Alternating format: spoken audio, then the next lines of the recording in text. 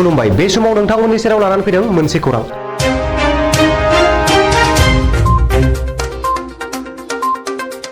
DID little master season 5 आव गोख्रों मोसाबाय थानाय नबजित नार्जारिनो गोबां भटनि गोनांथि जानायखौ नोजोर बोनानै सिमेन्ट दख'रानि सिङाव थानाय गासै माहारियारि आफादनिफ्राय बर' रायजो राजाफोरखौ भट होनो खौरां बिजोंनि गेजेरजों खावलायहरदों।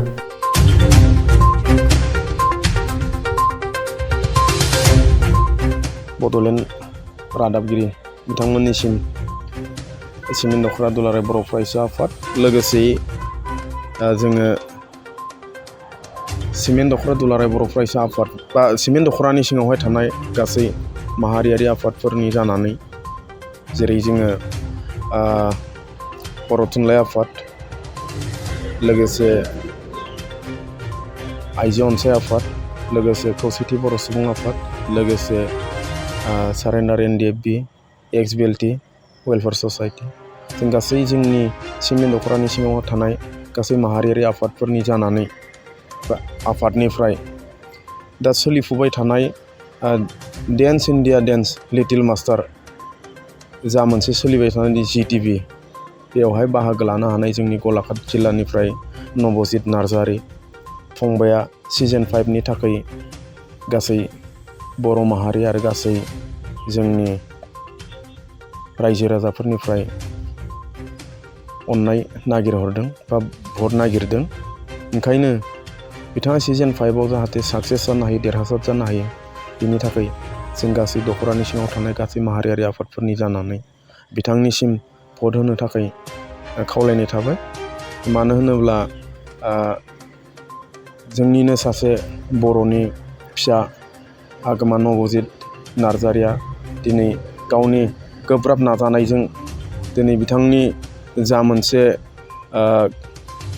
निखावरि न'खरनिफ्राय ओंखारबोनानैब्लाबो बिथाङा दिनै मुलुग दरबाराव दिनै गावनि सिनायथिखौ लानानै दिनै बर' हारिखौ सिनायथि होगासिनो दं। ओंखायनो जों बिथांखौ देरहासार होनाया जोंनि थाखाय गासै साफ्रोमनिबो बर' माहारियारि आफादफोरनि बा गासै साफ्रोम जों बर' माहारिनि साफ्रोमनिबो दिनै बिहोमा दङ जोंनिनो जिहेथु गथ' हिसाबै।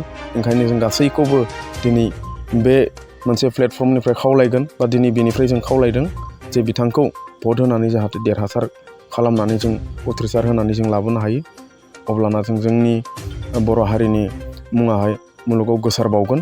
जों बेखौ बे थांखि नोजोरजोंनो जोङो नोजोर बोनानै दिनै गासैखौबो खावलायदों जाहाथे बिथांनो भट होनानै जाहाथे देरहासार होनो हायो। बिथांनि जा मोनसे सोलिबाय थानाय बियो दिनै सनिबारनि मोनाबिलिनि 9 रिंगानिफ्राय सोलिनानै देवबार समबारनि फुंबिलिनि 9 रिंगायाव जोबगोन।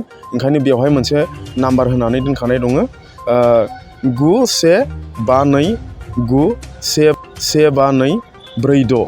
बे नाम्बारावहाय जोङो जुदि फन खालामोब्ला बा कल खालामोब्ला बेवहाय रिंगोन, रिंनानै हारसिंनो दानलांगोन अट'मेटिकेलि। अब्लानो जों बिथांनो भट होनाय जागोन आरोखि। बेवहाय जोंनिफ्राय फैसा थाङा।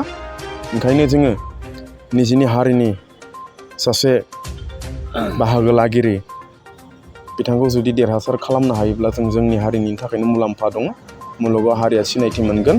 ओंखायनो बे थांखि नोजोरजों जों बेखौ देरहासार खालामनानै लाबोनाया जों साफ्रोमबो बर' फिसाफोरनि दिनै दायित्व'।